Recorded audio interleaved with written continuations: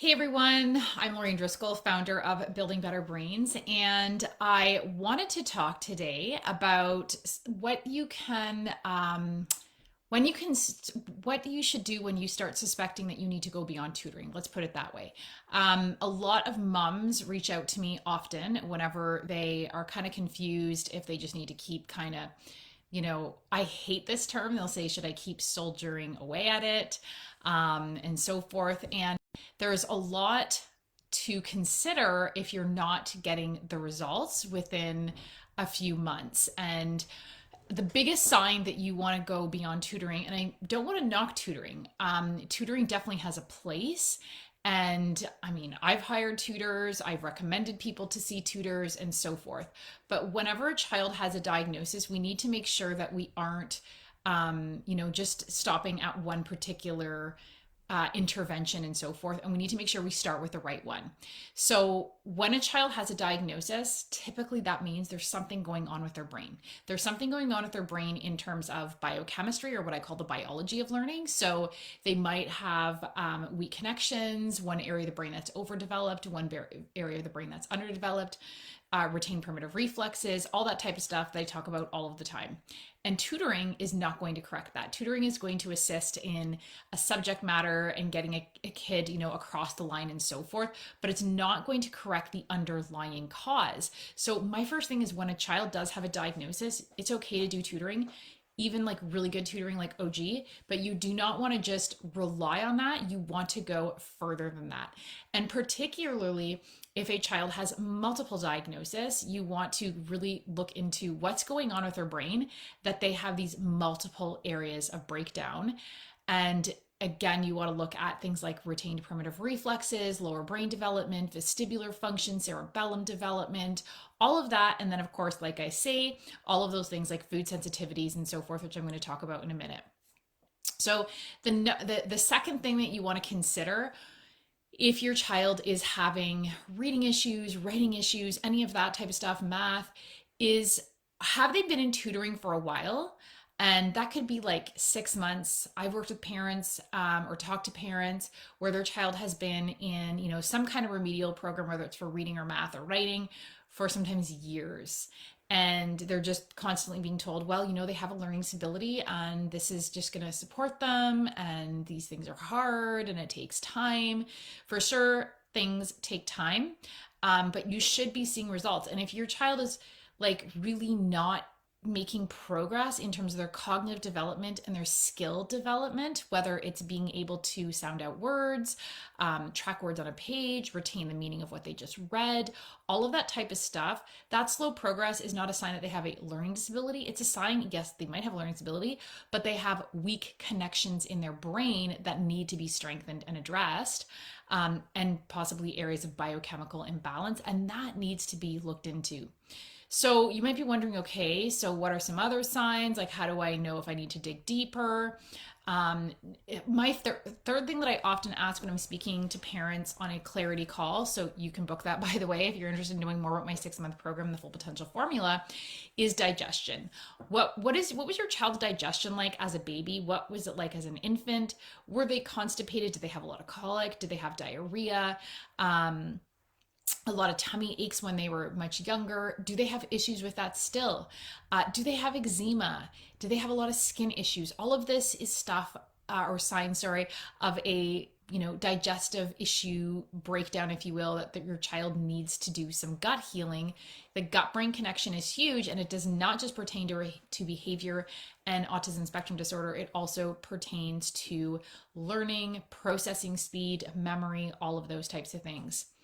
Fourth thing, a lot of my clients are picky eaters. And whenever I, talk to a parent of a picky eater, what I absolutely know is there's most likely, right? How can there not be nutritional deficiencies?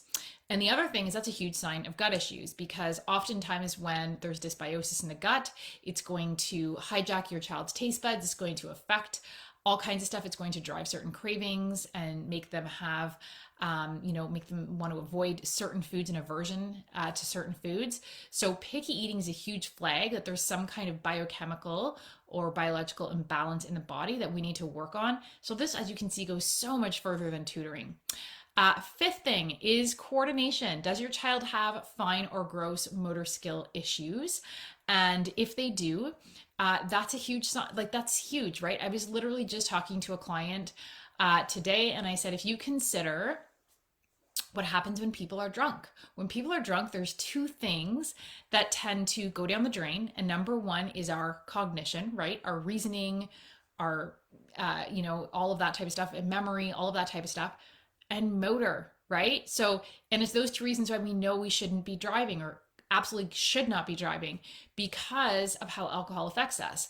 And that whole connection between motor movement and ability to think and process and reason is intricately linked. It's the body that ultimately builds the brain in infancy. And it's a known thing, it's been studied over and over and over again, that kids with learning disabilities have mild to moderate to severe issues with motor skills, whether that be in gross motor, fine motor, or both. And most of my clients have issues in these areas. And sometimes parents will say to me, not mine, my kid's super athletic and they can do this and they can do that. They're super strong. And then we have them start doing some testing and screening. They're like, oh my goodness, I can't believe they can't do this. Like, I can't even believe they're, in the A team in hockey and they can't do this. So those coordination issues can be subtle. Sometimes they're pretty obvious, like not being able to learn, or having a difficult time, let's put it that way, in learning how to ride a bike. But those coordination issues are huge flags that this is not just like extra practice that's needed. We need to strengthen those weak connections so that the brain and the body are better organized and working well together. And like other things too of a sign of a disorganized brain are like things like difficulty tying shoelaces, not being able to tell the difference between left and right, or having a hard time with that, losing, your sense of direction. All of that stuff really goes back to that. And that leads me into the sixth thing, which is crawling. So there's a lot of milestones, and crawling is not the only one, though I will say I'm going to say 70 to 75% of my clients, meaning children, did not crawl, or the parent will say they crawled for a really short time, or they did this really weird crawl where they dragged one leg, or they bum shuffled, and so forth. And that is a huge flag that we need to look at brain development, the motor system, the visual motor system. A lot of these kids will have learning disabilities as well as issues of ocular motor function, like with the eyes. With that coordination issue, there might be issues with reversals, there might be issues with auditory processing. Yes, crawling helps with auditory processing. And maybe it was other milestones. Maybe they didn't roll over. Maybe they didn't creep much. That was the case with my daughter. So she was always in a really hyper responsive mode, or hyper vigilant mode in a low level kind of fight or flight. So the last thing is, if your child has things like food sensitivities, seasonal allergies, asthma, I mentioned eczema, that's tied to gut health, but again, I'm mentioning that again. Maybe they're sick more than usual compared to other kids, a lot of ear infection, throat infections. There is something biochemical going on that your child is having a hard time learning. There's something slowing them down that's creating a learning block. And so that is why tutoring definitely has a place, but it really concerns me when that is the only or major recommendation on psychoed evaluations, or just from the schools, or whatever the case may be.